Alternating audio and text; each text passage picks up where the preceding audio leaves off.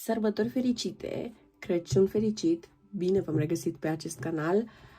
Iată că după o perioadă de pauză și eu am reușit să mă simt un pic mai bine și am decis ca astăzi să înregistrez o etalare. Această etalare va fi în principiu pentru persoanele care se află în separare de persoana lor de interes și care au nevoie să știe la ce să se aștepte de la acea persoană, ce intenție are, ce sentimente, următorii pași de acțiune și așa mai departe. Bun?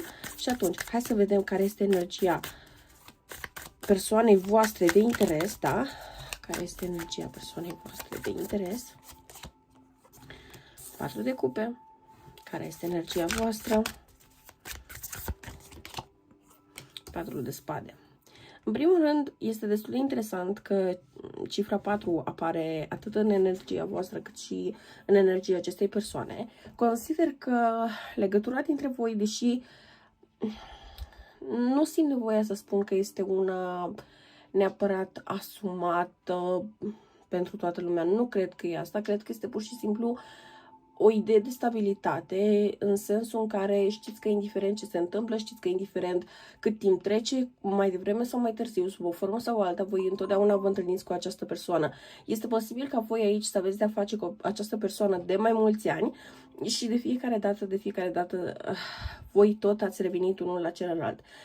Stilul vostru de a vă trăi viața este destul de independent unul de celălalt. Nu mi se pare că voi neapărat ați făcut efortul pentru a vă acomoda unul în viața celuilalt și nici nu cred că a fost vreo prioritate asta vreodată, pentru că atât voi cât și această persoană sunteți persoane care stați destul de bine pe cont propriu. Energia voastră este mai degrabă de odihnă. Voi simțiți nevoia că aveți nevoie să vă reveniți și să vă faceți o curățenie, să zic așa, în viață, cu noi principii, noi priorități, noi obiective și noi moduri de a atinge obiectivele pe care le impuneți. Pe când persoana voastră de interes este cu atenția îndreptată spre voi, chiar dacă nu există comunicare în acest moment, eu aș zice din acest 4 de cupe că această persoană, fie că vrea, fie că nu vrea, gândurile sale sunt în majoritatea timpului la voi.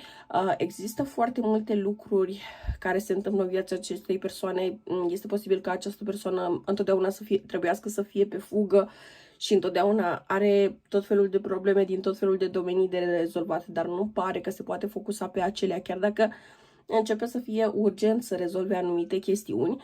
De asemenea, v-aș transmite aici faptul că aici, cu acea cupă care vine din acel norișor, este posibil ca această persoană să aibă în jur pe altcineva, dar nu neapărat în sensul de relație, ci mai degrabă în sensul de prietenie, iar acea persoană poate aspira la a avea o relație, dar această persoană nu pare deloc interesată. Din contră, această persoană este cu atenția, cu gândurile, cu urmăritul pe social media către voi. Chiar dacă voi nu neapărat postați ceva interesant, chiar dacă voi nu neapărat sunteți persoanele care să vă distribuiți viața în social media, ei bine, această persoană totuși speră că va descoperi acolo un indiciu, un efort din partea voastră să-i dați cumva de știre de voi, ce mai faceți, ce se întâmplă cu voi, lucruri de această natură. Vreau să știu cum percepe această persoană situația dintre voi. Pentru unii dintre voi s-ar putea chiar să primiți un semn de la această persoană în 4 zile. Apropo. Dar doar pentru o parte din voi, dar nu pentru toată lumea. Bun. Ideea este că, la cum se văd lucrurile, această persoană nu neapărat, nici această persoană nu vede ca lucrurile ca fi neapărat finalizate. Aici se consideră că s-a ajuns la un prag în care trebuie decis, ok, cum avem de gând să abordăm această situație înainte. Vă vede pe voi că nu aveți de gând să faceți primul pas, dar nici nu se agită din cauza asta. Nu este neapărat o persoană care să se teamă de a face primul pas. Este mai degrabă în ipostaza în care această persoană are opțiuni, are o mulțime de lucruri de făcut, dar trebuie să le facă pe toate într-o ordine. Și problema este că faptul că până acum nu neapărat existența voastră în viața acestei persoane nu a fost neapărat integrată la tot ceea ce se întâmplă în rest, cred că aici a lăsat o lacună destul de mare și v-a făcut cumva să vă îndepărtați Este și o răceală în sensul că această persoană nu neapărat comunică cu voi așa cum ar trebui, chiar și în toarne bune. Nu știți neapărat ce se întâmplă în viața acestei persoane, la ce să vă așteptați, cum să o sprijiniți, cum să-i fiți alături. Dar aici cred că această persoană este conștientă că indiferent de ce ar vrea pe mai departe de la această conexiune, sub o formă sau alta, lucrurile trebuie să evolueze. Adică, să zicem, aici pentru mulți dintre voi se poate să fie o situație care nici măcar n-a fost oficială sau nu a fost neapărat chiar numită relație, a fost pur și simplu o conexiune cumva mai agățată, mai lăsată în aer, dar întotdeauna ați revenit unul la altul.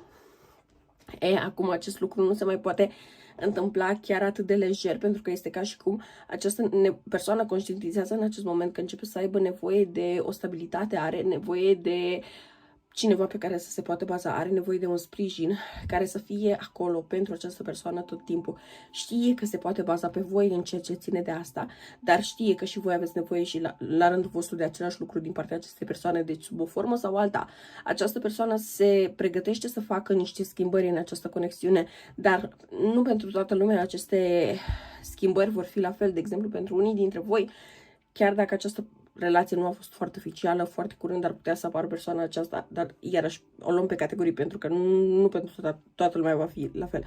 Pentru unii dintre voi s-ar putea ca voi și această persoană să trebuiască să locuiți împreună, dar nu pentru că n-are ce face și această persoană, iarăși, dacă ar putea evita chestia asta, ar face pentru că îi place libertatea sa, dar pe de altă parte este conștientă această persoană că altfel nu ar avea cum să vă integreze efectiv în programul sau în rutina sa, în modul său de a lucra, în ceea ce face zi de zi.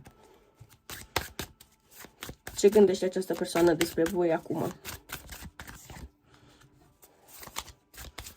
Ierofantul, 9 de cupe, 7 de pentagrame. Această persoană este conștientă că voi sunteți persoana care are toate calitățile de care are nevoie pentru a-i fi alături, dar pe de altă parte are tendința de a trăgâna, are tendința de a trage de timp și de a vă păstra această conexiune doar, cum să zic eu, la un grad superficial, pentru că, nu știu, cumva este o credință limitativă de partea acestei persoane că pe măsură ce o relație evoluează, pe măsură ce timpul trece, se pierde din autenticitatea afecțiunii față de partener, ceva de această natură.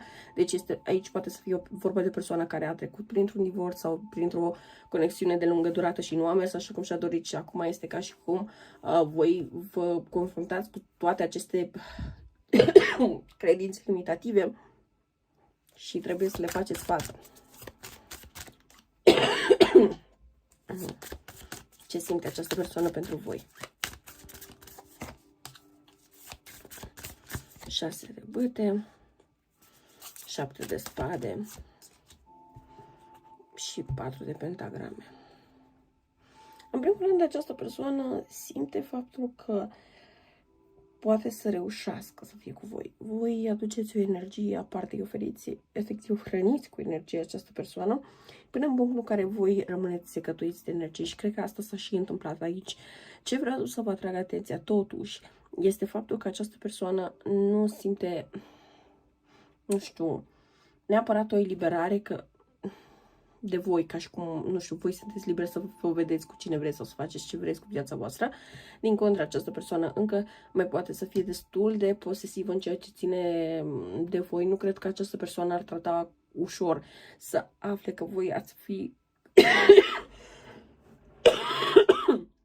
scuze, cu altcineva sau lucruri de această natură. Din contră,